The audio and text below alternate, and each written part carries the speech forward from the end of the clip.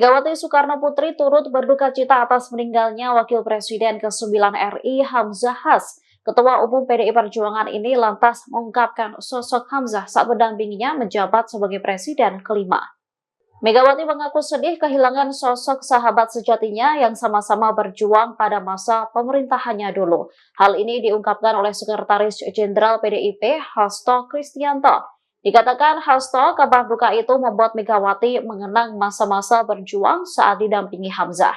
Saat itu keduanya bersama-sama menangani krisis multidimensi. Meski tak saling mengenal sebelumnya, namun Mega mengaku mampu menangani berbagai masalah dengan baik bersama Hamzah. Hasto mengatakan perbedaan partai politik tak menghalangi keduanya untuk menangani persoalan bangsa dan negara saat itu. Keduanya memiliki kode tersendiri ketika ada beda pendapat saat ambil keputusan. Diketahui Hamzah Has meninggal dunia pada Rabu 24 Juli 2024 pagi, sekira pukul 9.30 waktu Indonesia Barat.